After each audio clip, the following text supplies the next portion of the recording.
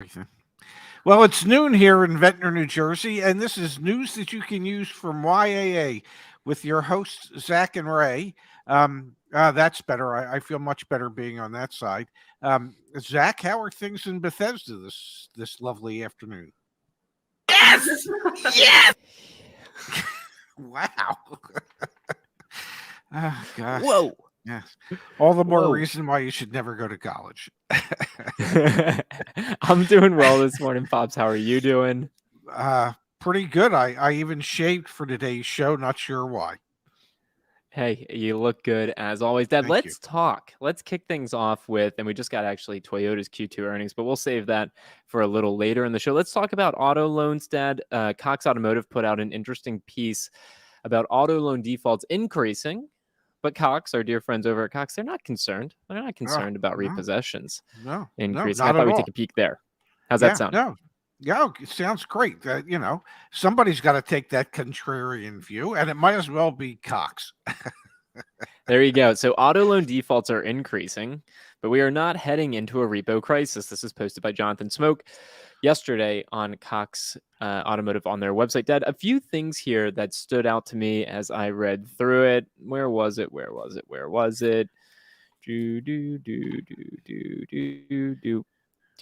Do. All right, right in here. Okay. At 1.98%, the loan default rate in 2021 was particularly low, far from more historically normal levels of 2.9% seen in 2019. In the first quarter of 2022, the loan default rate jumped up to 2.27%, higher than in 2021, but still below historic norms. The rate declined in the second quarter, averaging 2.02, with high used vehicle values, low unemployment, and historically high wage and income gains, and still elevated level of loan accommodations. The loan default rate year to date in 2022 remains very low at 2.14%. You continue to read on, though, Pops, and you can see Yes. that Cox says we expect the default rate to increase through the remainder of 2022 and reach 2.3% for the year, thanks to 42-year high inflation and growing concerns about a recession. An auto loan default rate above 2.3 would be an increase of 16% from 2021, but would still be among the lowest levels in the past 15 years. And here's where we get to it, Dad. Leading credit indicators point to higher than normal delinquency rates, but still low default rates. They determine default as 120 days late on payments. Cox Yeah. Automotive analysis of Equifax data indicates that in June 2022, 1.49% of auto loans were severely delinquent. That is an increase from May's 1.4%. So an increase of severely delinquent loans month over month. Subprime debt loan severe delinquencies were 5.75% in June, which was also an increase for the month, up from 5.36%. When we look at this debt compared to pre-pandemic times, it was 1.32% of loans were severely delinquent. Again, last month was 1.49%. And for subprime borrowers back in 2019, 4.58% were delinquent. We are more than a percentage point higher at 5.75. So you dig into the data, Dad, Yes. but Cox still says, no, we're not worried about repossessions. It didn't make sense to me. You know what? Maybe Jonathan Smoke should be having a conversation with those people who are about to have their cars repossessed because they can't make their loan payments any longer. I also read in there the theory that, well, because transportation is so important, that people would always figure out a way to make their car payment. What? By not buying food, by not paying their rent, by not paying for the gas to drive the car. I would suggest, from everything we have read up until this point, this is really a contrarian view compared to everything else. Yeah, if their consideration is 122 days, 120 days or longer 20 past days, due, yeah. well, for most banks, they've already repossessed the damn cars by 120 days. Okay, they're not waiting that long to find out that their customer isn't ever going to pay them back. So I don't know. I guess this falls into one of my favorite sayings, is that liars figure and figures lie. You can make figures say whatever you want them to say. You can pull out whatever statistic that you want to Yep. to prove your point correct. but the overall arching storyline from banks, from people in the industry that we know and talk to, is that repossessions are going up, delinquencies are increasing dramatically, and we could be on the precipice of a repossession catastrophe. No, But no, you a know, if repocalypse, uh, I repoapocalypse. no, a repopul, yeah, yeah, no, I like that. Yeah, yeah, yeah. I can't say it, but I know I like it. Uh, so, you know, they'll say whatever they want to say. They have to protect the car industry. That I mean, Boom. what? Yeah, I mean, we're talking about Cox here. They own more than 50% of the players in the automotive space. So, what do you think they're going to say? They're going to say everything's rosy and don't you worry about a thing. And that's probably not Yeah. the case. Yeah, I Repocalypse. completely I like agree. that. Yeah. I completely agree. As I read through this article, I was like, okay, so you're saying that delinquencies are up, but repossessions aren't up yet. But you also define severely delinquent differently than other people. It was, I hate to say it, but here it is. Yeah. Cox is lying. The article is pure BS. True numbers are north of 12%. And subprime makes, let's see. Over the next, here we go from retired MCO. Hello, Ray and Zach. Yes, repo man job openings are going to increase soon during this recession. Yeah. I think we all see this pretty similarly. I bet you the data is trailing what actually is happening in reality, and Cox will probably have a different synopsis of this. Give them 3-4 months when the data catches up. That's my 2 cents. I really, yeah, you're probably, but yeah, they're just protecting the industry. They're trying to convince people that everything's okay. Let's switch gears, Dad. Let's look at July auto sales. Toyota's numbers just came in this morning. Ford is the standout here. This is super interesting. Let's jump into it. Ford sales are actually up 37% year over year. Volume at Toyota down 21% and 47% at Honda. Toyota actually released their earnings. I think their profits were down something like 42% year over year for the quarter. Their earnings were not good.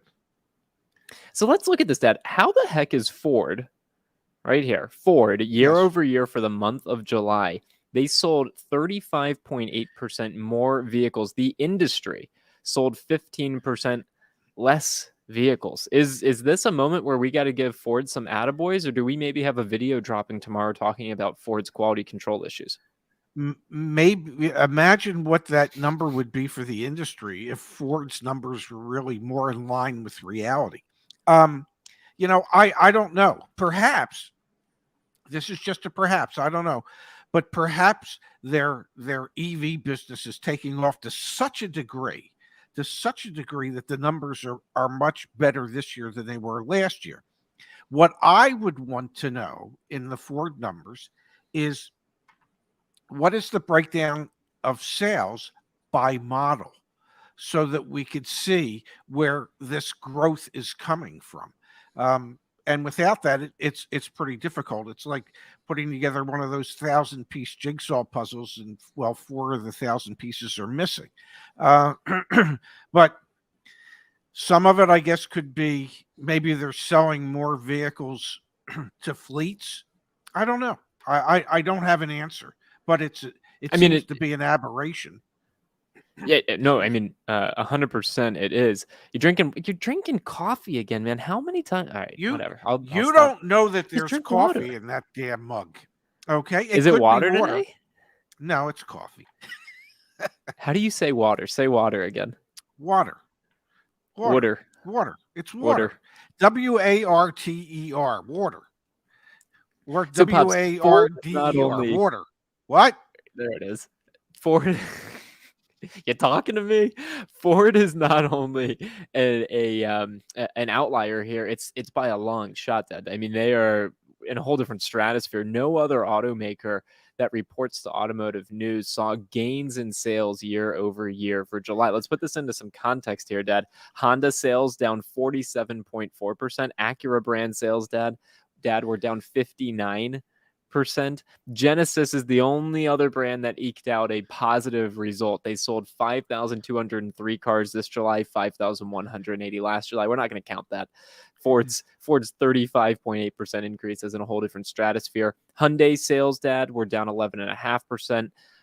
We've got Hyundai Kia combined down 10.8%, Mazda sales down 28.5%, Subaru sales down 17.1%, Toyota sales down 21%, Lexus sales down 22.8%, Volvo sales down 40.7%. So I don't know what Ford's doing, honestly. I mean, this if I'm a savvy person, which I think we both like to think that we are, my what's the word? My alarm bell's going off. Like something Yeah. there is You off. thinking Like there's no way one company can perform that much better than everyone else. so? Are you suggesting perhaps that they're figuring out a way to cook the books? Is that what I'm to take from that? Because it sure as hell wouldn't surprise me. There would be no reason for one company to be 35%, or well, in this case, actually 50% above what the industry is. I find it hard to believe. I don't know how or why they could be in that position, and I'm not sure I'm willing to take them at their word. But that's besides the point.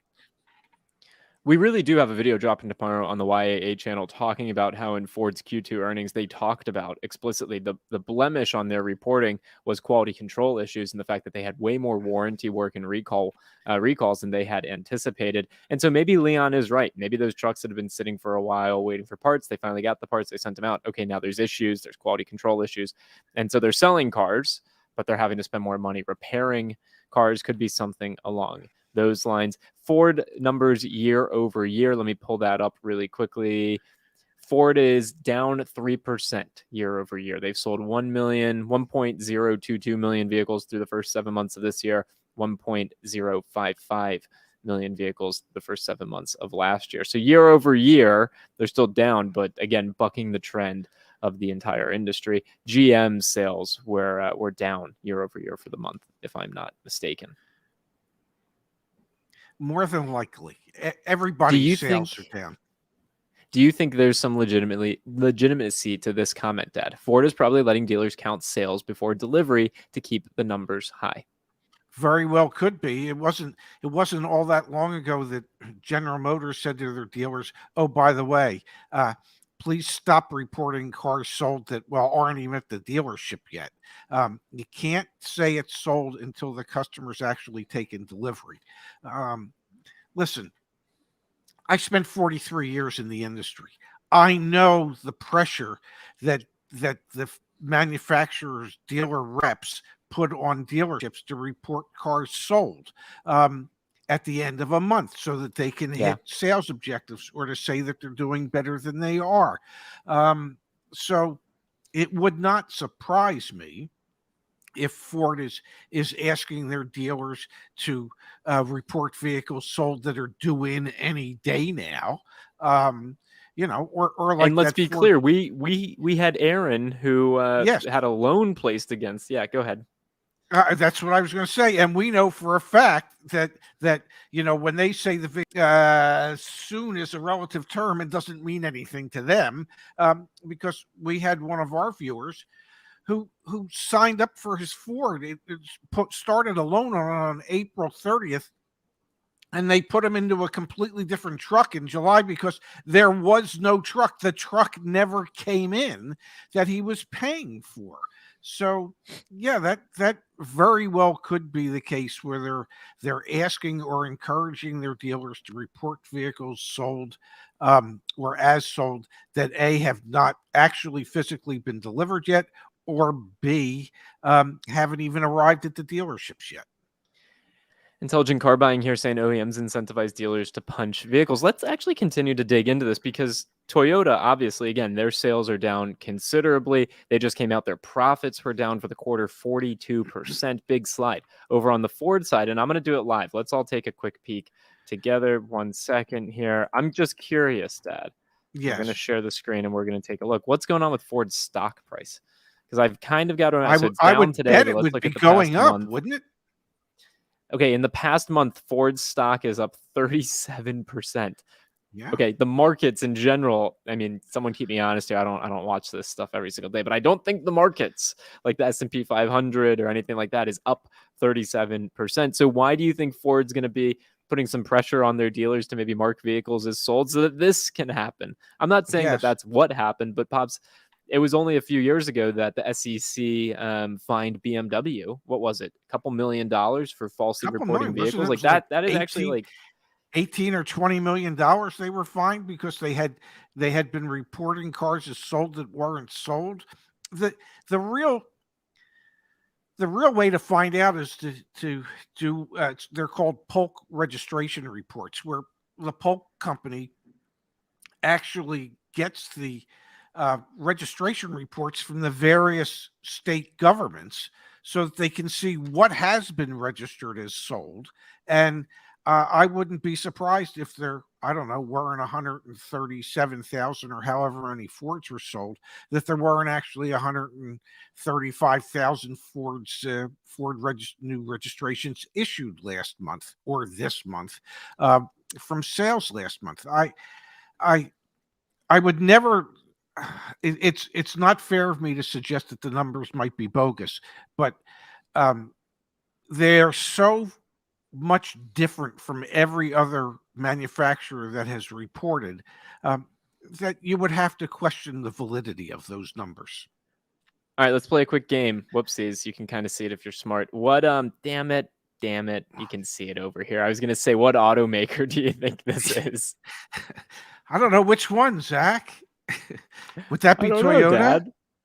So this is Huh? Toyota stock from the past 30 days. It's up 1.74%. So it's flat, right? So I mean, Yeah. has Ford become a 37%? I guess it's not 1-to-1 because the market capitalization of Toyota is $250 billion versus what's Ford's at. It must be like 50 million, 50 billion, something like that. Let's see. 62 billion dollar company. It's just wild to think that their value again over the past month has shot up as much as it has when the whole industry, and let me actually pull it up on the screen here so that we can look at it all together. I mean, look at how Toyota is being portrayed in the press right now, and this is because they're being very honest and very upfront about what's happening. It literally reads here, supply chain chaos. Like, what gives us the confidence that Ford is navigating supply chain chaos better than the largest automaker in the entire world? Again, it's just challenging to reconcile the numbers. It really is. And you know what I would be curious about, Zach, Huh. is if any of the upper executives at Ford have been selling any of their stock options over, say, the last couple weeks, as since their stock has gone up 37%. That to me would be something that would be worth looking into or looking at. Um, and that might give you some additional clarity as to what could possibly be going on. Justice in the chat. Easier to manage supply chain when so many fewer people want your vehicles. That's a great. And then here you go. Good point from Johns. Did Ford suffer from an earthquake? No. That's a really good point. There's been some natural Yeah. disasters and things like that that have also impacted what's going on. So yeah, let's be clear. Even who knows? I want to pull up from Justin here, Dad. He wrote an essay. It's Yes. covering our faces, but let's see what's going on here. So I'm waiting for a car that is being delivered to the dealership, and they told me to put down a $500 deposit, and they gave me a sale receipt. The car is $42,000, put $500 down, planning on putting $2,000 if it comes in this weekend. But they told me the car is sold to me, but it's not even here yet. So technically, the car isn't sold to me, and this is no special order. This is them getting the car from the factory. I mean, this is the common experience right now in the market. Well, yeah, and who knows if Ford, if that dealer, whatever dealer it was, might have actually reported that vehicle is sold via the retail delivery report, which would up a manufacturer's sold units for a month or a quarter. Yeah, I wonder how many reservations are being considered sales right now. Probably a few. Uh, We've got Core Guy in the chat. 2019 Mazda CX-9. I looked at it, at $35,399 last month. It is now listed at $31,500. Again, used car prices are starting to come down on the wholesale side. We expect to see more declines on the retail side. Continue to wait. Uncle needs, emphasis on needs, an SUV with third row seats. What are you doing, Pops? If you need it, you taking advantage of the fact that it's come down $4,000? Well, truth of the matter is, you would have to look at other vehicles in the market to compare it to, and at a certain point, it's going to depend on how much of a loss that particular dealer might want to take to sell it. But I can't imagine the dealer sitting there thinking to themselves that we're not going to continue to see declines in wholesale values, and once we see continuing declines in wholesale values, they might have to adjust their sale price on that a little more. I would send your uncle in and see if he can maybe negotiate a few more dollars off the vehicle, and if it meets his needs, it might be the time to buy it if he can. We've got a comment coming in here from the Figueroa. Any type of lease deal that we can help review or anything like that. Unfortunately, we're not going to be able to do it live on the show. So please, please, please, this is a friendly reminder. Use the community forum. Go ahead. Can I just say one thing? That money factor is outrageous.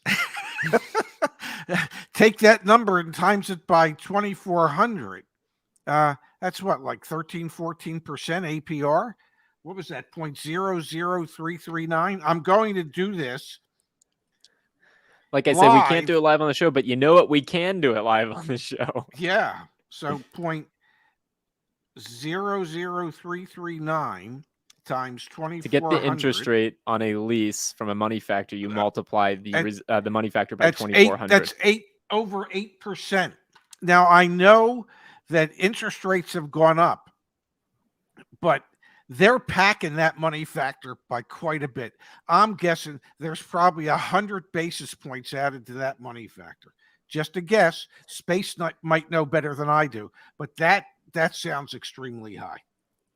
If you become a YAA member, that's where we can help and coach you through navigating deals like that. We've got, and thank you for it, Mark, some quotes from Ford's quarterly earnings, or from last month, their monthly sales. As part of the total U.S. sales increase, truck sales rose 20.3% to 87,335, with F-Series sales up 21.1% to 63,341. SUV sales jumped 69.6%. Wow.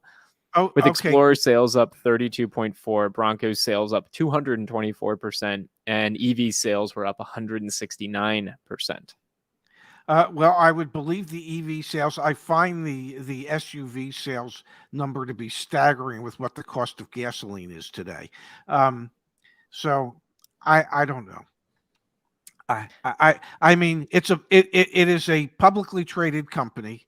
There's a fiduciary responsibility to, I don't know, share the truth with your investors. BMW wasn't doing it in the past when they reported cars sold that weren't.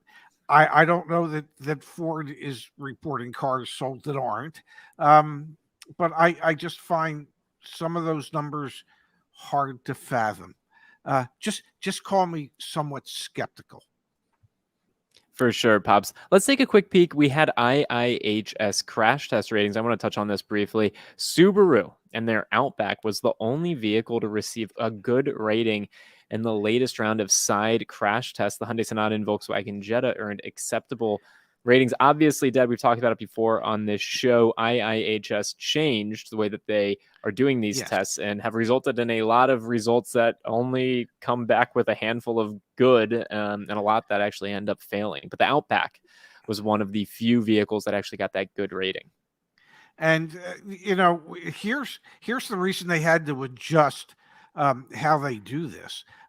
They're using... The side impact is using a weight of 4,200 pounds as opposed to what it used to be, 3,300 pounds. And the speed of the impact has been raised from 31 miles per hour to 37 miles per hour. So, that's a significant increase in weight and speed that the side of a vehicle would have to be able to withstand.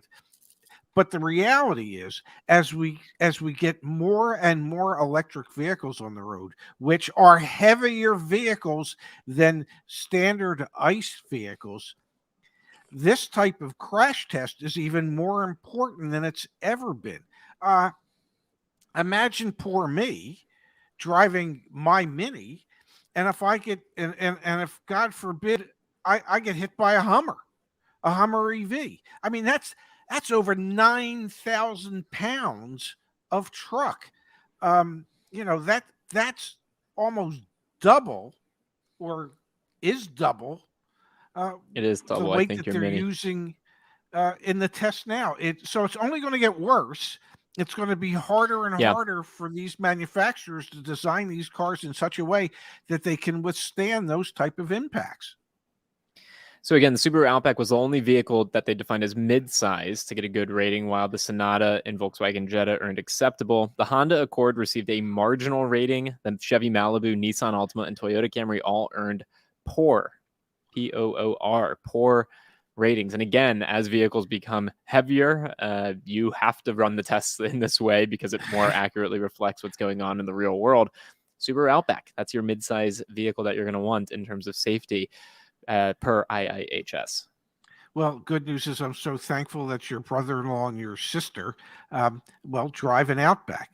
Might be older, but and we know it can withstand accidents because there isn't a straight panel on your sister's car. So that's besides the point. Really? You gotta be kidding me.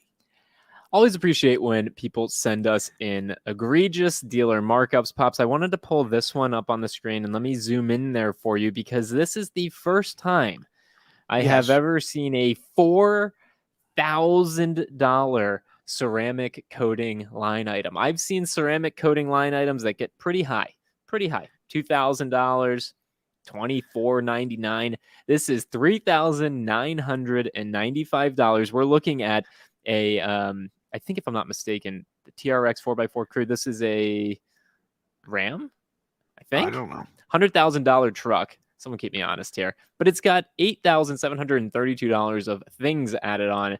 The most egregious one being dead, $4,000 in ceramic coating. Can you please provide us with some insight? How much does ceramic coating cost, and how much markup is probably in this?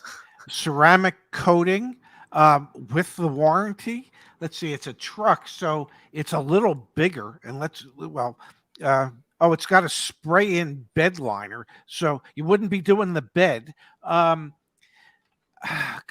the $150, $200, that would be the cost. Wait a second. Say it again with just you on this. $150, $200. Yeah. That with the warranty, that's about what it would cost to have the ceramic paint shield put on the car, unless you had aliens do it. So they're charging $4,000 for that line item. Man, oh man. Again, shout out to markups.org. They do a great job trying to capture all that information. That's a terrible one. I mean, that one's truly egregious. May I say one thing? There's another perfect example of why people need to go to the FTC, to the FTC's website, and send in their comments in regards to practices at dealerships, because that's the perfect example of including something that has no real value. Now, I'm not saying ceramic paint coating doesn't have value. It does. It doesn't have $4,000 worth of value. Okay. The cost of the item installed with a warranty is somewhere between $150 and $200. Nobody should be asked to pay that type of markup on that cost of an item. Up to $4,000 for it. That's just called pure, unadulterated greed.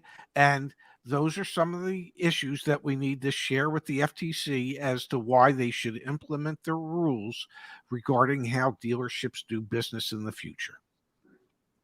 And Dad, we are up to nearly we'll call it 1,600, nearly 1,600 comments posted over here on the FTC new rules and regulations that are currently available for public comment. So please, please, please do come here, share this, get everyone you know who has had a negative experience at a dealership, get them to come here and share that experience with the FTC, because we need to have these rules enforced and enacted. Your letter to the editor was actually published back in Automotive News earlier this week, which was a great milestone, a good opportunity for more people to hear our voice, our collective voices. But yeah, continue to leave reviews or leave comments there. It's important.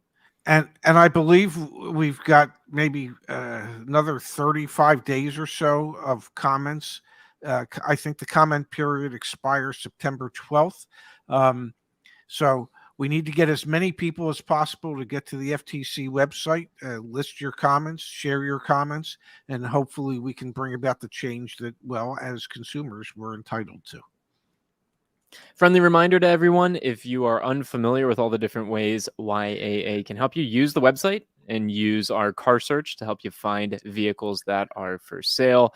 You can actually sell your car through YAA. We partner with a company called CarWiser, where all of the different offers that you'll get from Carvana and Vroom and CarMax and CarGurus and Echo Park and Driveway, they'll all be aggregated here when you put your vehicle information in. No spam phone calls or anything like that you get with KBB as well. If you're going to purchase auto insurance or home insurance even, or renter's insurance, we've had YAA community members that buy their bundle their renter's insurance and homeowner's insurance with their auto, start getting quotes through the YAA website. Again, no spam, no BS calls or anything like that. We actually just yesterday launched an update to our extended warranty process. You can now get the full quote and purchase it all entirely online. You never even have to talk to us if you'd like. Again, our markup there is $500, and we're starting finance and refinance. We don't have them live yet, though we're starting to partner with some credit unions. So if you want to be on the wait list to know when you can get your loan through YAA and the credit unions that we're partnering with, or you want to refinance an auto loan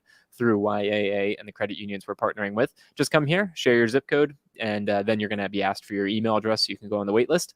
Those are the different ways that we can help, not to mention dealer reviews and the YAA community forum, where we have thousands of people who are trying to help one another make sure they get a fair car deal and save money when they own their car as well. How'd I do, Pops? Oh my God, that was like the best infomercial inside of an infomercial that I have ever heard. And you used your best radio voice. Thank you, Dad. Appreciate the kind words. You're very welcome. We'll be back here tomorrow. I won't. You will. Excuse me? Yeah, I'm up in New York tomorrow, so I can't do the show. But you and Kimberly. You know what you need to do, just between me and you? You need to set up a third studio at the wherever you're going to be tomorrow, so that when you do these jaunts to New York, you can still join us for 35 minutes of your day and be a part of the show. It wouldn't be all that hard to do, I'm pretty sure. No, actually, it'd be really easy. The office that I work out of has all the equipment and actually a better setup than we currently have. So actually, maybe I'll do that tomorrow. Let's see. Yeah, surprise us perhaps. And if not, join us again tomorrow at noon Eastern, 9 Pacific, with more news that you can use from YAA. And well, at least I'll be here, and I'm pretty sure the F&I goddess herself, Kimberly Klein, will be here tomorrow. And maybe, just maybe, Zach will surprise us and be here as well. And Al, yes, these are aftershocks. They vibrate. It's pretty cool. I really like them. See you, Pops.